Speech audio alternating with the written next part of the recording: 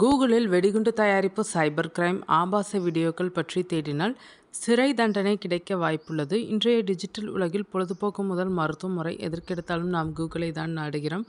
ஆனால் கூகுளில் நாம் தேடும் ஒவ்வொரு வார்த்தையும் கண்காணிக்கப்படுகிறது என்பது உங்களுக்கு தெரியுமா? சில குறிப்பிட்ட விஷயங்கள் கூகுளில் தேடுவது இந்திய சட்டப்படி கடுமையான குற்றமாகும். இது தெரியாமல் விளையாட்டுக்காக தேடினாலும் நீங்கள் தேசிய பாதுகாப்பு முகமைகளின் கண்காணிப்பு வளையத்திற்குள் வருவீர்கள்.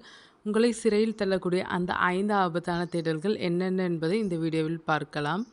துப்பாக்கி, வெடிகுண்டு அல்லது வெடிமருந்துகள் தயாரிப்பது எப்படி என்று கூகுளில் தேடுவதை உடனடியாக நிறுத்துங்கள்.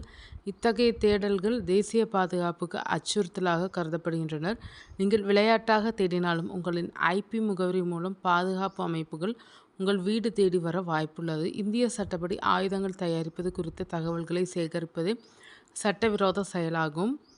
ஃபேஸ்புக் அக்கௌண்ட்டை ஹேக் செய்வது எப்படி, பாஸ்வேர்ட் திருடுவது எப்படி போன்ற தேடல்கள் தகவல் தொழில்நுட்ப சட்டம் 2000 கீழ் குற்றமாகும். ஹேக்கிங் டூல்ஸ் அல்லது பிறருடைய தனிப்பட்ட தகவல்களை திருடும் மென்பொருட்களை தேடுவது உங்களை சிக்கலில் மாட்டிவிடும். அது மட்டுமின்றி இத்தகைய தேடல்கள் மூலம் உங்கள் கணினியிலே வைரஸ் அல்லது மால்வேர் நுழைய அதிக வாய்ப்புள்ளது.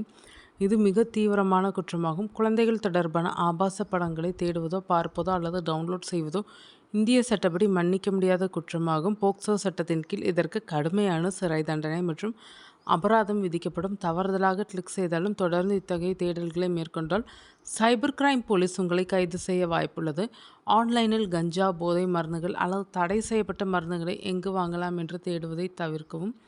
போதைப்பொருள் தடுப்பு பிரிவு இத்தகைய ஆன்லைன் நடவடிக்கைகளை தீவிரமாக கண்காணித்து வருகிறது.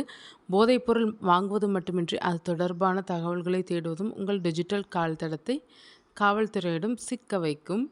சட்டவிரோத செயல்கள் நடைபெறும் டார்க் வெப் பக்கங்களுக்கு செல்வது எப்படி என்று தேடுவது சந்தேகத்தை கிளப்பும்.